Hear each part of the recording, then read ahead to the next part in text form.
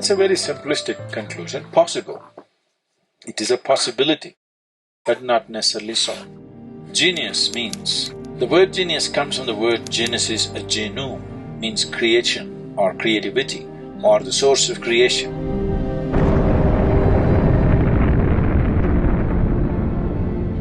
So, a genius means somehow he touched the source of creation, unknowingly or knowingly.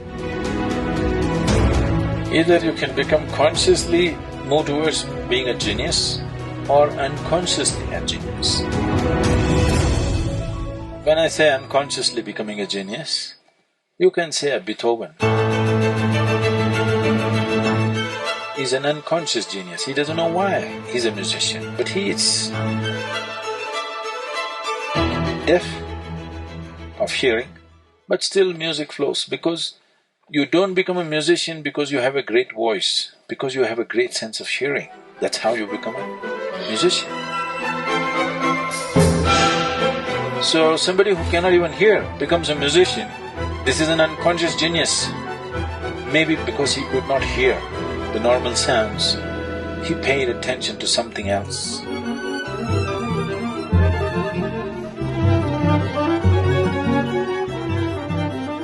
You have heard yogis speaking about how if you become meditative, first you will hear a bell, then you will hear a harp, then you will hear some other music. You heard these stories? Yeah.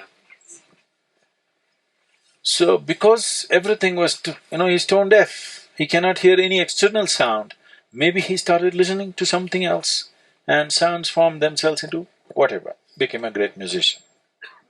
So this is an unconscious genius, probably. We cannot make the judgment, probably. But you never know, maybe he was conscious.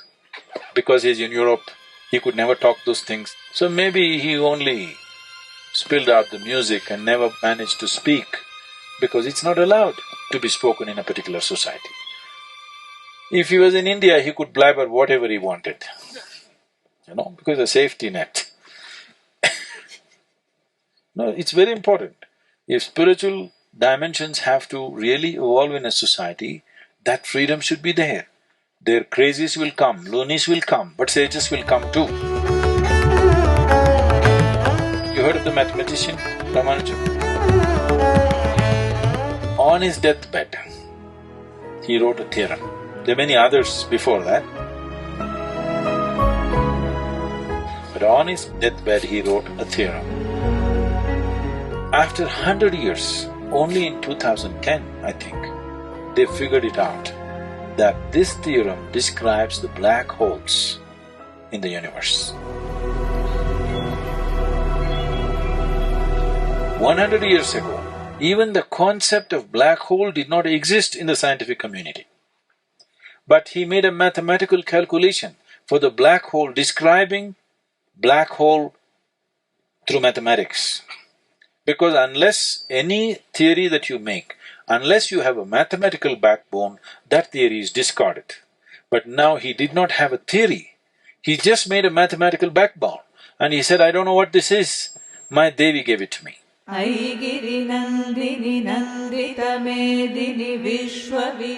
Like in yoga center we have a linga bhairavi, like this sun deity consecrated window into the creation. So all these deities are actually doorways into the limitless possibility. If you know how to open the doorway, this becomes a limitless possibility. For him, it all became mathematics.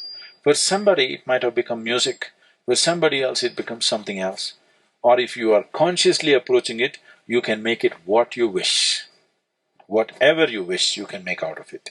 Unconsciously, if you get there, it may become one dimension of the universe.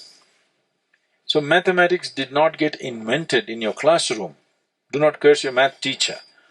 It is the nature of the universe.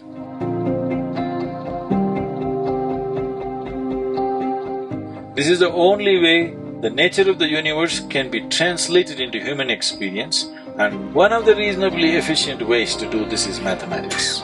Words would be total waste. The only efficient way to do it is to imbibe the universe as a part of yourself.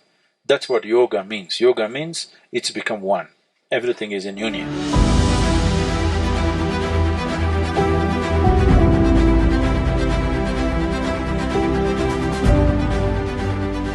That's the only way you can truly know it. Mathematics is a reasonably good way to interpret it. So, a genius might have happened due to many reasons, but it is not necessarily that in his previous life Ramanujam was a mathematician or Beethoven was a musician, not necessary. There might have been something else. Definitely there were something of some consequence, okay? Definitely they were of some evolution of state within themselves. That might have manifested as music or math or something else in this life, but it is not necessary that they must have been musicians or mathematicians. It is just that somehow they opened a window or a door. Because of that, one dimension of life became simply apparent for them.